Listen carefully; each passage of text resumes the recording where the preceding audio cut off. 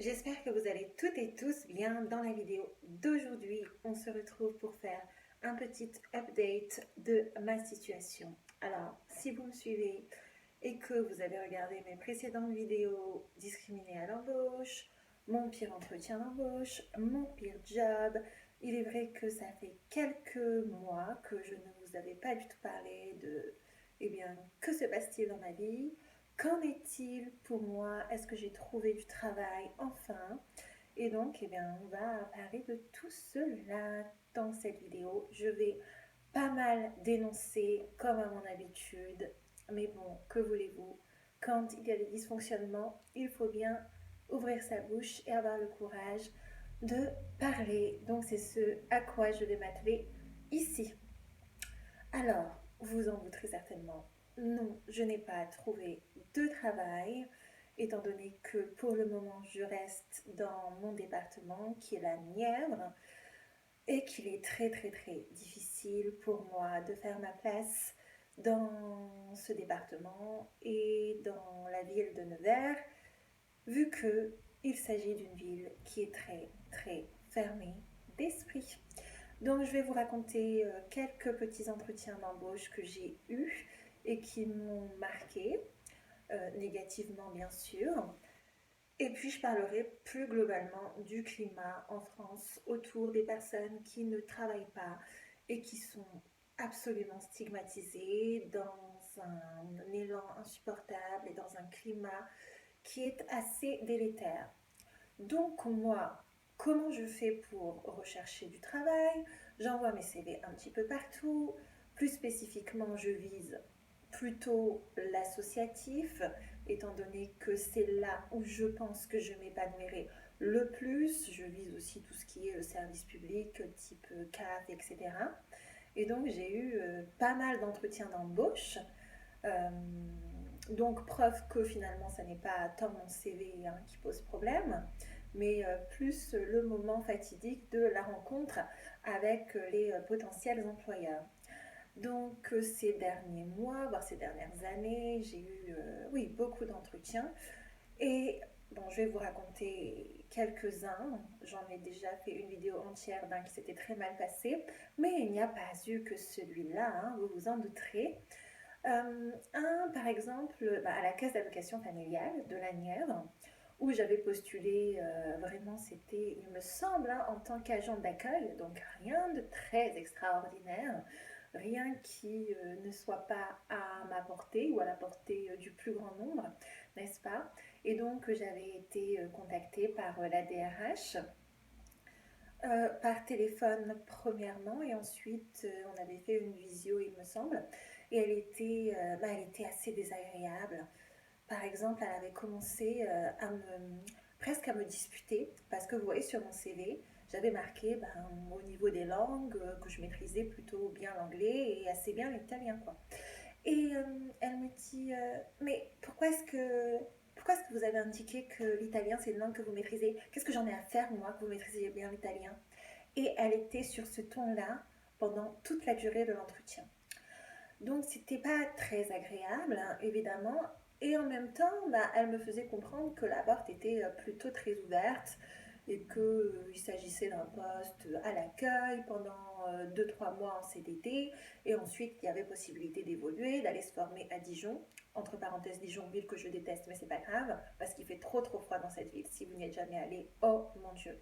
Mais bon, il y avait possibilité de se former en alternance à Dijon pour ensuite évoluer au sein de la CAF et pour obtenir en définitive un contrat à durée indéterminée. Donc l'entretien se déroule comme ça, avec son collègue qui était le chef de service de je ne sais plus quel service, soyez en passant qui était complètement tatoué. Donc je me suis dit, bon bah tiens, c'est cool quoi, ça veut dire qu'ils sont inclusifs. Ha ha ha. Non, pas du tout.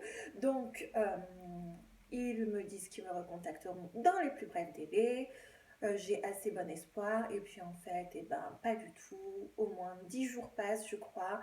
Et elle daigne enfin m'envoyer un mail me disant que je ne suis pas prise, sans davantage d'explications, ce qui est vraiment le cas et ce qui est une récurrence de tous les entretiens d'embauche auxquels j'ai participé. On ne me donne jamais, jamais d'explication autre que vous n'êtes prise, point. Donc là, ça n'a pas fait exception. J'étais très déçue. Surtout que, oui, là, c'était il y a combien de temps? Je dirais que c'était il y a plus d'un an celui-là. Donc, j'étais pas vraiment dans le même état d'esprit. Je prenais les choses très à cœur et je le prenais frontalement, quoi, comme une attaque personnelle, bien sûr. Donc, ça, c'était la CAF de la Nièvre, mais il n'y a pas eu que la CAF. Un autre entretien qui m'a vraiment marqué, c'était dans une association. Je balance les noms, là j'en ai rien à faire, je vous préviens, qui s'appelle donc la FOL de la Nièvre, Fédération des œuvres laïques. Et là, il s'agissait de s'occuper administrativement et juridiquement des personnes qui étaient donc demandeuses d'asile, étant entendu qu'à Nevers, on a ce qu'on appelle un CADA, donc un centre d'accueil pour demandeurs d'asile. Et moi, ça a toujours été quelque chose qui m'a attirée. Je pense que je vous l'avais déjà dit dans mes vidéos.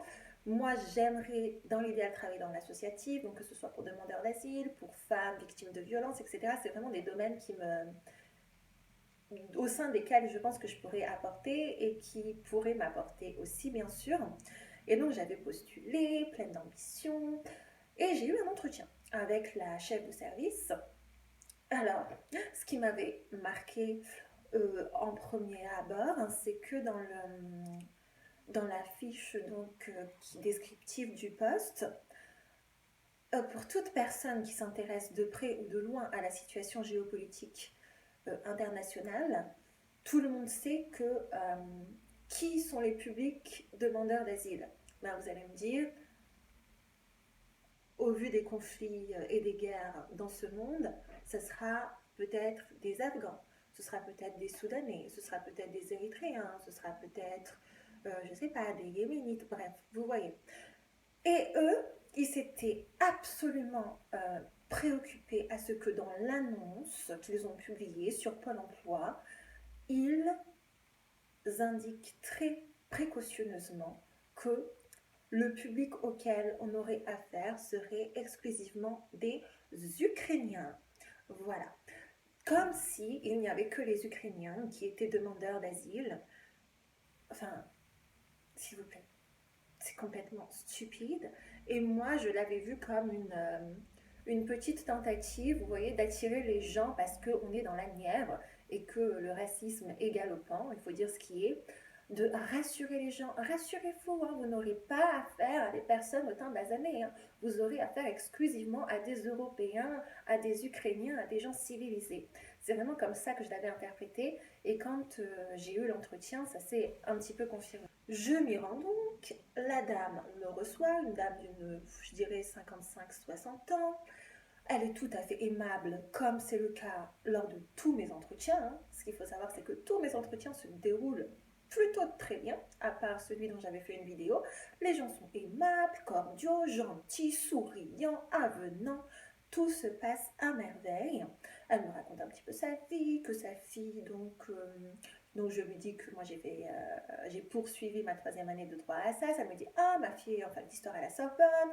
Oui, oui, oui, c'est parfait, blablabla. Bon, il s'avère que effectivement j'avais raison. Ça n'est pas qu'un public ukrainien auquel on va avoir affaire et que l'on va devoir aider, bien sûr. Ce sera tout un panel de nationalités, ce sera des personnes qui arrivent en France et qui demandent l'asile. Donc il y aura pas mal de personnes, comme je l'ai dit, afghanes, soudanaises, bref, des personnes venant de partout. Et je n'ai rien contre les Ukrainiens. Évidemment, je suis absolument ravie de la façon dont l'Europe leur a permis de venir se réfugier. Et j'aurais tellement aimé que ce soit le cas pour toute personne qui demande l'asile en France ou en Europe, qu'on leur permette de travailler, qu'on leur permette d'avoir un logement beaucoup plus facilement que ce qui est le cas aujourd'hui, bien sûr. Donc, je n'ai rien contre les Ukrainiens. Mais c'est juste que ça m'a fait vraiment rigoler la façon dont ils se sont empressés de dire que nous n'aurions pas affaire à un public africain, pour dire les choses clairement, alors que si, évidemment, et que habitant à Nevers et me promenant souvent dans la ville, eh bien oui, effectivement, il y a pas mal de jeunes qui sont réfugiés Et moi, eh ben, vous voyez, vu que je suis très amenante, souvent ils viennent me voir, ils viennent me draguer, mais comme n'importe quel homme draguerait, vous voyez, une femme dans la rue, c'est-à-dire que ces jeunes-là, ils ne sont pas plus lourds ou moins irrespectueux que n'importe quel homme qui me draguerait dans la rue. Donc moi, quand j'ai le temps, ben, je leur parle, ils sont gentils, ils sont pas plus méchants que les autres. Quand j'ai le temps, je leur donne mon Insta, ils sont contents, et bref, voilà. Donc vous voyez, pas de problème. Et elle, lors de l'entretien, cette dame, eh ben, elle était très, comment vous dire ça, on voyait qu'elle avait un peu du mépris pour ces personnes. Et elle me rassurait, elle me disait non, non, mais rassurez-vous, si jamais vous êtes prise, vous ne serez jamais, jamais seule face à eux. On est toujours deux ou trois parce qu'on s'assure que la sécurité, c'est quelque chose d'important pour nous. Comme si elle prenait ces individus, je sais pas moi, pour des potentiels agresseurs. Non, ça m'avait vraiment choquée. Il y avait un mépris qui dégoulinait de ces paroles. Tout ça pour dire aussi, et c'est mon expérience, que moi qui naïvement certainement me disais ah tiens je vais postuler dans l'associatif parce que j'aurai davantage affaire à des personnes qui sont plus humanistes peut-être, qui veulent aider leurs prochains, etc. Je me suis rendu compte que ces personnes travaillant dans l'associatif, et évidemment il ne s'agit pas du tout de faire de généralité, mais les personnes auxquelles j'ai eu affaire, à tout le moins, sont opportunistes, qu'elles ne sont pas plus généreuses, pas plus humaines, pas plus ayant envie d'aider leur prochain que n'importe quel autre, que ce sont des gens qui ont été placés là, de près ou de loin, je ne sais pas pour quelle raison, qui ont été casés dans une association et qui font leur travail de manière tout à fait détachée, qui ne le font pas parce qu'elles ont envie de prendre à bras le corps la question de la solidarité ou que la situation des jeunes réfugiés les préoccupe beaucoup. Non, elles n'en ont rien à faire et souvent, elles ont un racisme crasse. Voilà, je préfère vous le dire. Donc j'ai été très très déçue. Donc l'entretien se déroule bien, elle me dit rassurez-vous, je vous préviens vraiment très rapidement, là j'ai encore 2-3 personnes à voir, mais bon c'est une histoire de quelques jours, je vous donne une réponse rapide.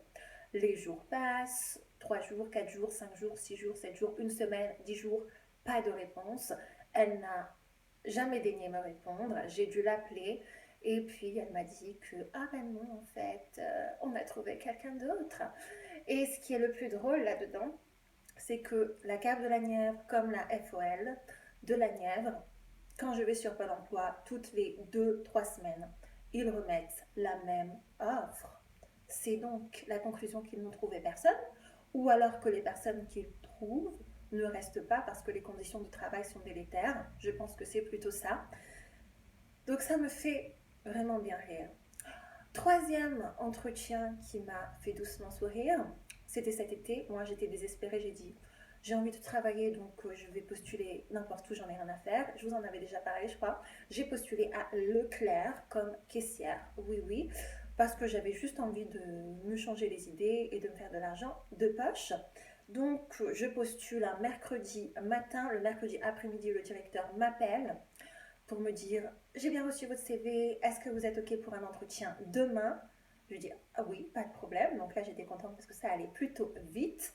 Là je me suis dit bah écoutez, c'est un poste de caissière à Leclerc, je vais être prise quoi, il y a pas de souci. Donc je m'y rends. Je suis reçue par ce personnage, le directeur de Leclerc Coulanges-les-Nevers, pour vous donner le nom du magasin, parce que je balance. Ça se passe très très bien, ça dure 10 minutes, pourquoi vous voulez postuler? Bon, j'ai envie voilà, d'avoir un travail plutôt alimentaire, ok, pas de problème. Il m'a pas posé plus de questions que cela. Il était en train de remplir sa petite fiche, il m'a carrément dit bon, quelle taille est-ce que vous faites pour le petit gilet là? Vous savez que les caissières mettent. Je fais du S, ok. Quelle personne est-ce que je dois prévenir en cas de souci quand vous travaillerez? Bon, ben voilà, je donne les coordonnées d'une personne et d'une personne de ma famille. Et donc pour moi, bah, c'était bon. Et il me dit, bah, écoutez, je vous recontacte dans la semaine, pareil, pour une prise de poste pour le lundi suivant. Et bon, là, quand j'y étais allée, vous voyez, il y avait beaucoup de personnes qui déambulaient dans les couloirs. Et je suis souvent regardée, comme vous vous en doutez, mais j'avais pas vu que j'étais plus regardée qu'à l'accoutumée, même si, vous voyez, des fois vous percevez des petits regards insidieux, mais j'avais pas vraiment décelé de red flag. Et finalement, la personne me recontacte, enfin pas lui, sa secrétaire, quelques jours après, pour me dire que je ne suis pas prise, sans davantage d'explications. Alors là, honnêtement, eh bien, je ne me l'explique pas. Enfin, si, je ne me l'explique que trop bien, malheureusement. Et donc, je sais que j'ai été carrément, purement et simplement discriminée je ne sais pas, par ce monsieur ou alors par les personnes qui déambulaient dans les allées et qui ont fait part à ce dernier de leur volonté de ne pas m'inclure au sein de ce magasin. Devrais-je préciser également que pour y faire mes courses, je n'ai jamais vu de personne, parce qu'il faut que je le dise quand même, je suis obligée, et c'est factuel, d'accord, donc ne m'en voulez pas, je n'ai jamais vu dans ce magasin Leclerc de personnes franco-maghrébines, franco-africaines, franco-asiatiques, bref, je n'ai pas vu de diversité dans le personnel, jamais, pas une fois, je n'ai jamais vu quelqu'un qui travaillait autre que hum, purement français, voilà, pour le dire comme ça, mais vous m'avez comprise. Serait-ce à présupposer qu'il y a des discriminations liées aux origines? Peut-être, je ne sais pas, je ne peux pas me prononcer. En tout cas, le fait que je m'appelle Yasmine a peut-être pu jouer. Et ça, je ne vais pas vous le cacher. Habitant dans une région dans un département plutôt, qui place à chaque élection le Rassemblement national en tête, c'est une donnée à prendre en compte et on ne peut pas l'éluder. Et si vous prétendez le contraire, vous êtes des hypocrites. Voilà. Donc, ça, c'était Leclerc. Qu'est-ce que j'ai eu dernièrement? Il y a un mois, j'ai eu un entretien à la Chambre du commerce et de l'industrie de la Nièvre. Pour être pareil, c'était un petit peu un poste d'assistante juridique accueil. Bon, vous savez, si vous suivez mes vidéos, je déteste le droit des affaires, mais j'avais postulé quand même parce que c'était vraiment une des rares annonces qui maniait un petit peu de juridique, quoi. Il n'y a pas grand-chose de juridique dans la Nièvre, donc je me suis dit pourquoi pas. J'ai été reçue, l'entretien s'est très bien passé avec la présidente de la Chambre de commerce et d'industrie et puis sa chef de service. Mais je n'ai pas été prise non plus. Alors là, pas grand chose à vous dire. Peut-être que c'est l'entretien qui s'est le mieux déroulé. Elles ne m'ont pas prise. Et une semaine après que j'ai eu la réponse, j'ai vu que l'annonce avait été republiée, donc qu'ils n'avaient trouvé personne. Ça me fait doucement rire. Et puis, le dernier entretien que j'ai eu, le dernier entretien en date, c'était il y a quelques semaines, dans une association toujours qui s'appelle France Handicap Nièvre. Donc là, il s'agissait d'être un petit peu chargé de projet, vous voyez. C'est un poste assez polyvalent.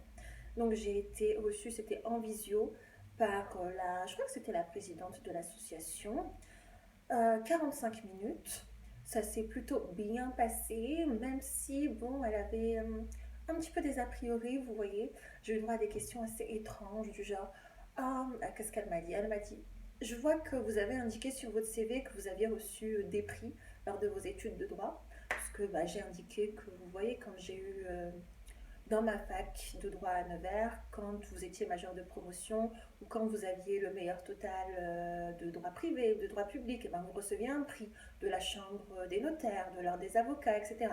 Donc moi, j'avais pris l'initiative de le mettre sur mon CV parce que faut bien meubler le CV, quoi, étant donné que j'ai jamais travaillé. Enfin, j'ai travaillé que 4 mois. Elle me dit, mais pourquoi est-ce que vous avez indiqué que vous avez reçu tous ces prix Est-ce que ça traduirait pas un peu que vous êtes imbu de votre personne? Alors vous voyez, elle n'avait pas dit comme ça, mais c'était un petit peu le sous-entendu qu'elle avait envie de mettre en avant. Donc j'avais dû me justifier en me disant non mais écoutez, ça n'est pas moi qui ai fait le modèle scolaire, malheureusement, sinon il ne serait pas ce qu'il est. Et je ne suis pas vraiment pour ou une défenseur de la méritocratie, pour être tout à fait honnête, je n'y crois pas du tout. Mais étant donné que le système universitaire et scolaire et la compétition de tous contre tous, il faut bien tirer son épingle du jeu. Et moi, étant donné que j'ai eu tel résultat, j'ai pris la liberté de les inclure sur mon CV, mais rien de plus, quoi. Donc elle me dit, ah ok, l'entretien se passe bien aussi. Et là, eh ben, comme ça m'est déjà arrivé, elle m'avait promis pareil qu'elle allait me recontacter très rapidement. Bon, c'était un poste payé au SMIC, hein, c'était vraiment pas foufou, mais pourquoi pas. Moi, je suis preneuse de tout.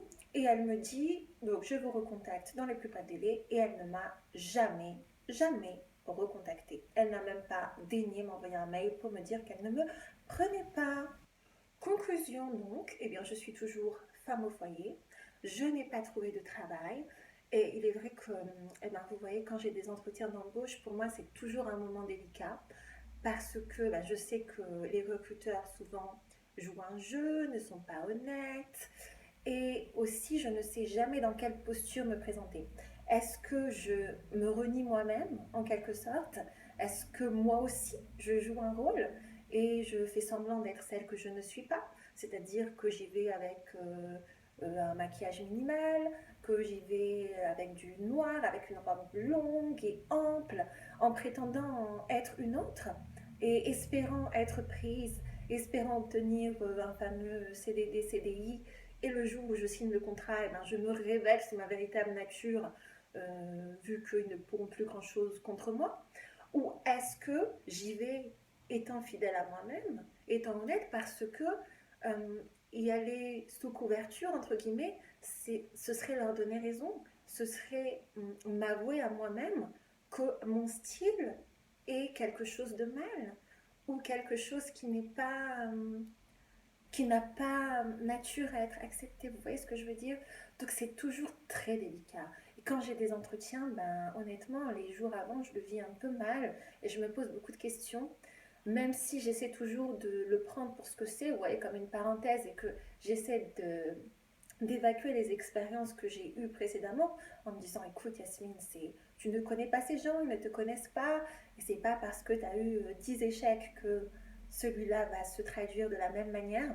Mais effectivement, c'est toujours le cas, je suis forcée de le constater. Et donc eh ben, c'est aussi compliqué, vous voyez, parce que ça peut fortement éroder votre confiance en vous, aussi votre estime de vous, si vous êtes quelqu'un qui n'avait pas de nature une grande estime, ce qui fut le cas de moi pendant très très longtemps. Et vous pouvez aussi avoir tendance à le prendre absolument personnellement, à vous dire que vous êtes le problème, que vous n'êtes pas assez bien, etc., etc. Et donc à vous remettre en question, et ça peut presque amener à une dépression tout ça. Donc c'est pas anodin, vous voyez. Alors aujourd'hui j'ai pris énormément de recul, et je me dis que bon, ça n'a rien à voir avec moi en tant que moi, mais plutôt en tant que l'image que mon apprêtement renvoie, l'image que la société a décidé de donner aux femmes qui portent un certain maquillage et qui portent certaines tenues, l'image d'une femme pas sérieuse, pour le dire clairement, et dans un sexisme qui est toujours très présent en France. On est obligé de le constater. Et dans un monde du travail qui a été créé originellement par et pour les hommes. Et ça, j'en ai déjà parlé dans ma vidéo Trop jolie pour travailler, si vous ne l'avez pas vue. Mais effectivement, c'est le cas. Et bien qu'aujourd'hui, 80% des femmes travaillent en France, eh bien, je crois que, et surtout dans des provinces ou en province, dans des petites villes, elles ont été obligées de s'adapter. Donc, soit en tant que DRH zélé, de faire comme les hommes, ou alors de prétendre être un homme. Vous voyez, donc c'est très délicat. Et pour celles qui n'ont pas envie de rentrer dans cette case-là, eh bien, elles sont rejetées. Et donc moi, c'est ce que je vis. Alors je ne prétends pas être la seule à le vivre. Je pense que il y a beaucoup de personnes qui sont discriminées pour telle ou telle raison en France, mais qu'on ne les entend pas. C'est la raison pour laquelle je fais ces vidéos aussi. Alors vous voyez, quand j'avais fait une vidéo discriminée à l'embauche, à l'époque, je crois que j'avais raconté que c'était pour euh, le rugby, le Luson Rugby, hein, on va les nommer aussi, à Nevers. Et j'avais pris le parti de le faire un peu sur le ton humoristique.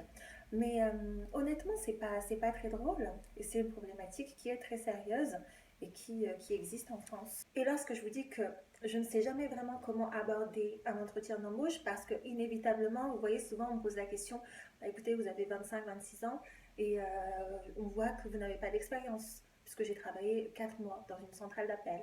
Je vous avais raconté mes déboires à l'époque dans ma vidéo Mon pire job. Et oui, c'est le cas. Et donc, qu'est-ce que je dis face à ça? Est-ce que je mens ou est-ce que je suis sincère?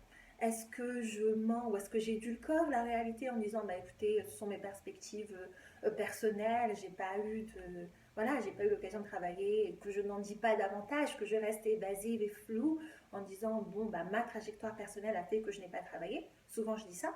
Ou alors, est-ce que je dis la vérité? C'est-à-dire, bah, j'aimerais travailler, mais je suis empêchée. En fait, je suis discriminée, bien que ne pouvant pas en apporter la preuve formelle et tangible. Parce que, bien sûr, personne ne va m'écrire un mail pour me dire Mademoiselle, on ne vous a pas prise parce que votre style ne nous convient pas. Personne, bien sûr. Donc, c'est très délicat aussi. Et je ne sais pas vraiment comment présenter la chose, parce que, et ça m'est arrivé de le dire frontalement, de dire, bah écoutez, moi je suis empêchée de travailler, je postule sans cesse, je suis reçue beaucoup et je ne suis jamais prise. Et souvent, les recruteurs, quand je leur dis ça, eh ben, ça les met dans une position d'être sur la défensive, de dire ah non, mais nous, si on ne vous prend pas, rassurez-vous, ce sera vraiment pas pour ça, mais vraiment, vraiment pas pour ça. Nous, on est très inclusifs, bla bla bla bla bla. Bref, ils se protègent et en définitive, on ne sait jamais la vérité. Et là, vous serez sûrement tenté de me dire, mais Yasmine, pourquoi est-ce que tu restes à Nevers? Pourquoi est-ce que tu restes dans un endroit où on ne veut pas de toi? Et vous aurez certainement raison de me dire ça, surtout que si vous regardez mes vidéos, je dis toujours que quand vous n'êtes pas bien à un endroit, eh ben, il faut partir. Alors après, partir pour aller où, vous voyez Pour les personnes qui regardent mes vidéos, vous savez certainement que moi j'ai ma maman qui habite à Paris. Et donc c'était la raison pour laquelle j'étais allée poursuivre mes études à Paris, en troisième année à SS. Mais vu mon expérience à SS, par exemple, je suis quasiment certaine que ça n'est pas vraiment différent ailleurs. Et à Paris, est-ce que les gens sont plus ouverts d'esprit? Ben, je n'en suis pas certaine, malheureusement. Est-ce que j'aurais pas moins de problèmes? Je ne sais pas, étant donné que Paris étant la capitale, il y a aussi un marché du travail qui est plus grand, plus ouvert, mais beaucoup, beaucoup, beaucoup de monde aussi, beaucoup de concurrence. Donc je ne sais pas si je peinerai plus ou moins à trouver. Après, je n'ai jamais essayé, c'est vrai, vous me direz, peut-être que je pourrais. Mais pour l'instant, bon, je suis là et je suis quand même attristée de voir que, contrairement à tout ce qu'on entend, vous voyez, dans les médias ou par les politiques, et d'ailleurs ça me heurte quand j'entends que les personnes qui ne travaillent pas sont des feignants, qu'on recherche, que les employeurs sont à la recherche de main-d'œuvre, qu'il y a de très nombreux métiers en tension, que d'après notre cher président de la République, eh bien, les employeurs recrutent à tour de bras, et que si les personnes ne veulent pas travailler, c'est que le statut de chômeur doit définitivement être très agréable et confortable, et que par conséquent, il faut réformer l'assurance chômage pour la 6e fois en 7 ans, parce que les gens sont paresseux dans ce pays, et les gens ne cherchent pas de travail. Vous voyez toute cette petite musique que l'on entend partout et qui infuse la société, elle est complètement décorrélée de la réalité factuelle, de ce que vivent des millions de personnes qui cherchent du travail, parce que ça n'est pas confortable de rester chez soi et d'être dans l'incertitude, de ne pas avoir de perspective d'avenir. C'est très douloureux et comme je l'ai dit, ça peut aussi amener à des problèmes psychologiques, à des dépressions, même financièrement, ne pas savoir de quoi demain sera fait, donc vous le savez, un environnement où on vit une crise économique et sociale qui est d'importance. Donc, croire que les gens seraient juste des feignants qui n'ont pas envie de travailler et qu'il est tellement simple de trouver un emploi, c'est ne pas comprendre comment fonctionne le marché du travail. Et c'est indécent, c'est indigne de tenir des discours pareils pour des personnes qui n'ont pas la possibilité de s'exprimer dans les médias, qui sont complètement, dont la parole est silencieuse, et pourtant qui vivent ces difficultés, qui se font insulter, la population qui travaille, souvent les dénigre, les politiques les dénigrent. Et vous voyez, eh bien, moi, parce que je m'inclus dedans, et des millions d'autres personnes, parce que je vous rappelle qu'il y a 5 à 6 millions de chômeurs dans ce pays, sont laissés pour compte et n'ont jamais la possibilité de révéler la réalité de qu'est-ce que ça veut dire en fait, se retrouver au chômage en France et ne pas trouver de travail, malgré le fait qu'on y mette toute la meilleure volonté du monde, malgré le fait qu'on soit diplômé, malgré le fait qu'on envoie CV sur CV, malgré le fait qu'on se rende disponible, qu'on se rende aux entretiens d'embauche. Et bien sûr, le salariat dans ce pays, en plus, ça n'est pas quelque chose, vous voyez, c'est délicat aussi d'être travailleur. Mais nous, on demande juste à être exploité. Moi, je suis là, exploitez-moi s'il vous plaît, tout en n'étant pas dupe de la dureté du marché du travail en France et de ce que c'est d'être un salarié. Comme je l'ai dit, j'ai vécu une expérience très compliquée pendant 4 mois. Donc, je sais ce que c'est. Mais c'est encore pire de se retrouver chez soi et de ne pas savoir quoi faire. Et surtout quand vous savez que vous avez des aptitudes, mais comme tout le monde, vous voyez, et que vous avez envie de donner quelque chose, et que vous avez un cerveau qui fonctionne, que tout fonctionne, que tout va bien, que vous pourriez travailler, et qu'on vous en empêche, c'est très frustrant. Et vous avez le sentiment d'un immense gâchis. Pour ma part, j'ai le sentiment d'un immense gâchis en ce qui me concerne, et c'est pas tous les jours facile à vivre. Donc, je suis assez attristée et la situation, eh ben, pour moi, en ce qui me concerne, elle est complètement bloquée. J'imagine que tant que je reste dans cette ville, elle sera bloquée pour ma part. Mais je trouve ça quand même très très triste et très dommage pour un pays qui se réclame le pays des droits de l'homme, pour un pays qui se veut inclusif. Malheureusement, tout ça, ce sont de grosses chimères parce que la France reste un pays qui est très excluant malheureusement, et qui pratiquent les discriminations. Voilà, soit aux origines, soit au style, soit à l'âge, bien sûr. On sait que les seniors peinent à trouver du travail, bref, il n'y a rien qui va, quoi. Et pourtant, on fait croire le contraire. Et il y a cette petite rengaine de les gens ne veulent pas trouver du travail parce qu'ils préfèrent rester dormir. Faire la grasse matinée, c'est beaucoup plus confortable. Non, ça ne l'est pas. Et certainement que ces personnes qui ont ce discours n'ont jamais vécu en leur fort intérieur ce que c'est de vivre dans l'incertitude et dans l'inquiétude. Ça n'est pas du tout drôle, c'est pas sympa du tout. Comme vous l'aurez compris, je suis toujours femme au foyer. Alors, c'est pas tant que ça me dérange en soi, vous voyez, mais comme je vous l'ai dit, moi j'aimerais travailler, bien sûr, j'aspire à ça. Mais pour le moment, on m'en empêche. J'espère que vous serez indulgents dans les commentaires et vous pouvez commenter bien sûr. Comme vous le savez, je suis toujours ouverte au débat.